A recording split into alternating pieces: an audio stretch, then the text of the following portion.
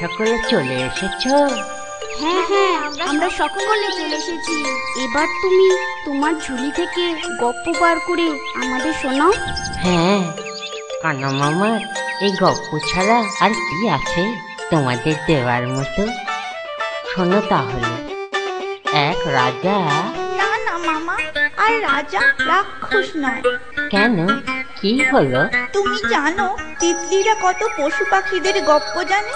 আজ আমাদের পশু পাখিদের গপ্প বলতে হবে। ঠিক আছে, তাই শোনাবো, কিন্তু তোমরা গপ্পগুলো চিরদিন মনে রেখো।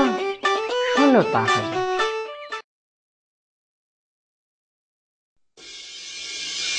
এক ভিক্ষুক ও তার স্ত্রী থাকতো সরজু নদীর তীরে।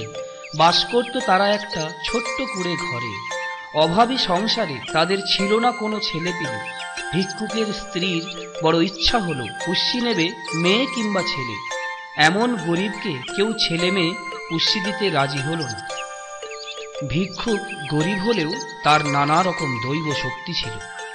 একদিন সে তার কুঁড়ে ঘরের সামনে বসে আছে। এমন সময় মাথার উপর দিয়ে একটা কাক উড়ে যাচ্ছিল, আর টুপ করে তার ঠোঁট থেকে একটা নেংটি ইঁদুর পড়ে গেল।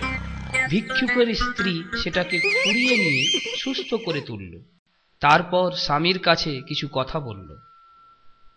এই ইঁদুরটাকে একটা ছোট্ট শিশু বানিয়ে দাও না। বেশ, তুমি যাতে খুশি হও তাই আমি করছি। মন্ত্র করে জল ছিটিয়ে ইঁদুরকে খুকি বানিয়ে দিচ্ছি।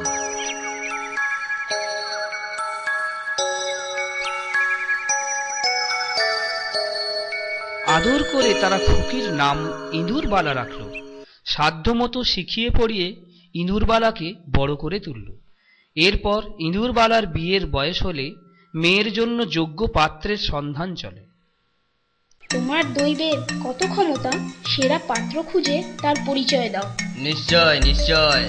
আরে, আমি অনুরোধ করলে সূর্য করবেন বিয়ে আমাদেরই মেয়েকে। আরে তাই নাকি?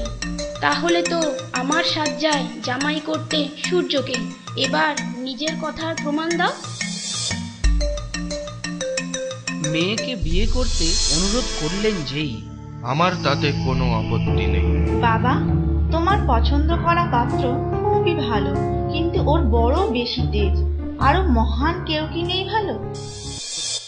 ভিক্ষুক কেবল ভেবেই মরে, সূর্যের চেয়ে আরো ভালো পাত্র কে হতে পারে?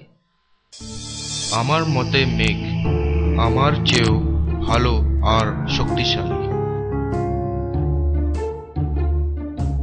মেঘ তোর স্বামী হলে কেমন হয়? বাবা, এ পাত্রও ভালো, কিন্তু রংটা বেশ কালো নয় কি? এর চেয়েও ভালো, এর চেয়েও শক্তিমান কাউকে পাওয়া যায় নাকি? বায়ুকে আমার চেয়েও ভালো আর শক্তিশালী বলা যেতে পারে, কারণ সে তো অনেক সময় আমাকে আকাশের এক কোণ থেকে ঠেলে আর এক কোণায় নিয়ে যায়। বাবা, একে দেখে মনে হয় এর মন কখনো স্থির থাকে না। আরো ভালো, আরো শক্তিমান কেউ নেই নাকি? চিন্তা করো না, পাহাড় যে আমার চেয়েও ভালো আর শক্তিশালী, কারণ আমার এমন প্রচন্ড বল থাকা সত্ত্বেও তাকে এতটুকু নড়াতে পারি না। তাকে তোমার মেয়ের নিশ্চয়ই পছন্দ হবে। বাবা, এই পাত্র বড় আনাড়ি। আরো ভালো, আরো শক্তিশালী কেউ পাওয়া যায় না? যায় বই কি, ইঁদুরই তো আছে, একমাত্র সেই আমার গায়ে ছেঁদা করতে সাহস পায়। তোমার উচ্চাকাঙ্ক্ষী মেয়ের সঙ্গে তাকে মানাবে ভালো।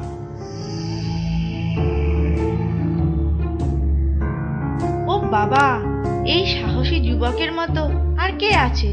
এই সবার চেয়ে মহান পাত্র। যত শিগগিরই আমার বিবাহের মত দাও।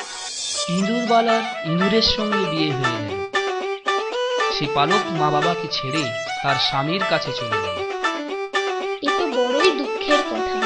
আমি ওর জন্য সবচেয়ে ভালো পাত্রই চেয়েছিলাম, কিন্তু এখন দেখছি ও যাকে সবচেয়ে ভালো মনে করেছে তাকেই বেছে নিয়েছে।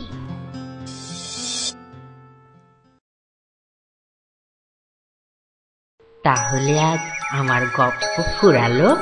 না না, একটা বললে হবে না, আরো বলতে হবে। আবার? আরো?